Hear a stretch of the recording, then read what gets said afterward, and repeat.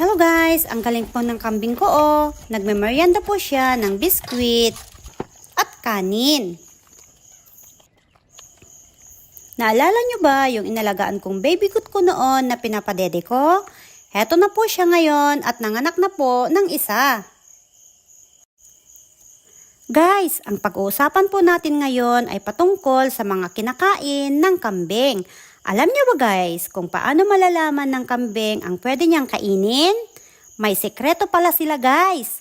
Inaamoy-amoy muna nila ang dahon o kaya'y mga damo bago pala nila kainin. Ganun pala guys.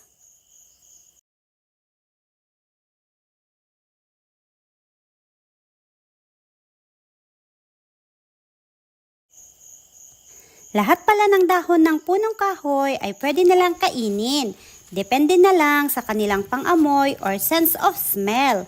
Tulad ng dahon ng mangga, ipil-ipil, mais, napir, saluyot, okra at iba pa. Dagdag pa rito ay pwede rin nilang kainin ang kakawati o Madrid de cacao sa amin. Kinakain din pala nila yung dahon ng aludig sa amin. Gaya ng pinapakain ni Kuya Maki. Hello Kuya Maki! FYI guys, ang kakawati ay natural dewormer pala.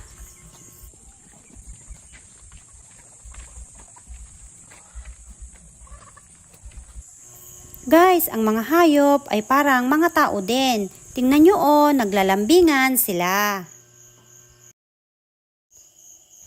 Meron din pong mga bawal kainin ng kambing tulad ng lantana at hagonoy. Kasi po, pag nakakain po sila ng mga ganito ay magkakaproblema sila sa tiyan ng indigestion. Guys, kukuha po tayo ng okra para sa alaga kong kambing.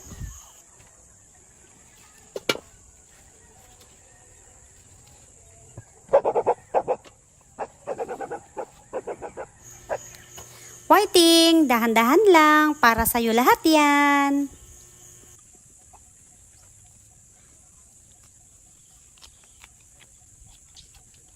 At syempre po guys, may dessert din po si Whiting na biskwit.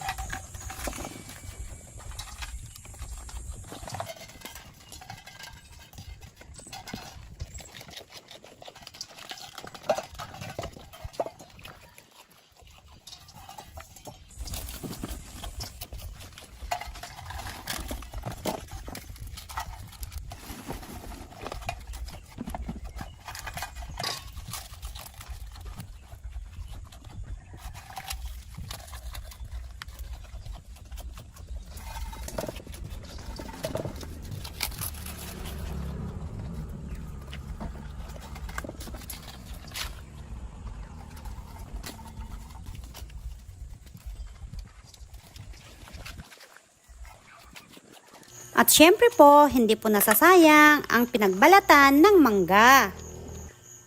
Pakakainin natin si Whiting ng malunggay leaves o moringa. Full of vitamins po ito guys. Mayaman po ito sa calcium, protina, iron, amino acids at iba pa. Natututo na din pong kakain yung anak ni Whiting guys.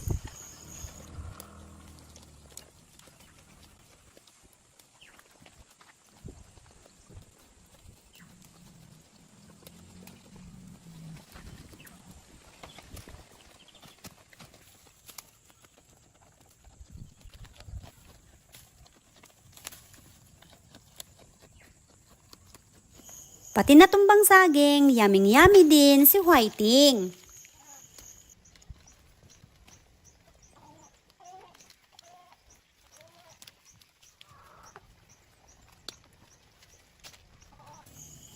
Pati hinog na saging. Sige lang Whiting, kain ng kain. Enjoy!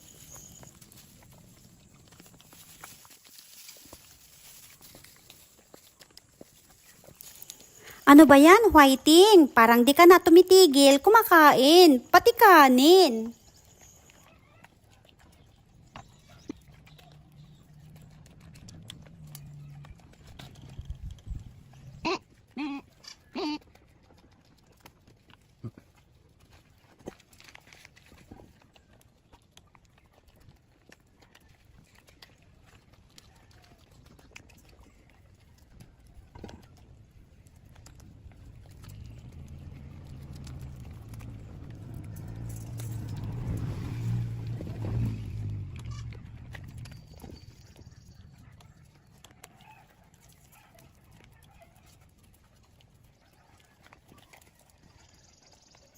Ayon sa mga eksperto guys, pwedeng i-preserve o mag-imbak ng damo at dahon tulad ng mais sa pamamagitan ng fermentation process.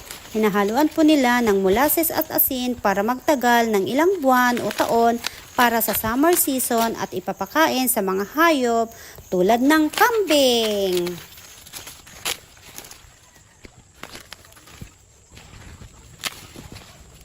Sa akin naman po, ang bunga ng mais ay niluluto ko at pinapakain ko sa alaga ko. Yan guys, oh!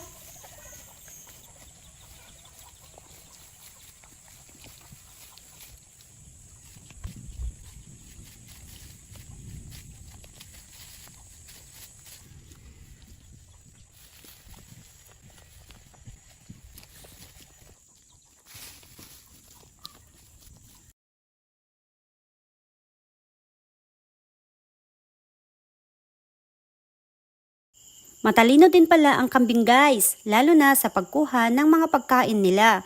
Pero kung ayaw nyong kainin ng kambing ang mga halaman ninyo, ang dapat nyong gawin ay diligan ng pinaghugasan na malalansang isda ang inyong mga halaman. Pwede rin nyong lagyan ng mga animal manure kasi po ito ay ayaw ng kambing ang mga ito.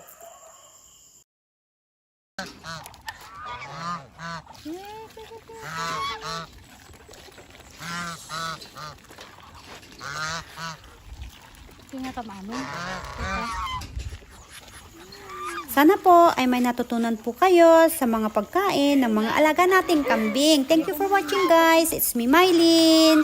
See you next vlog. Bye!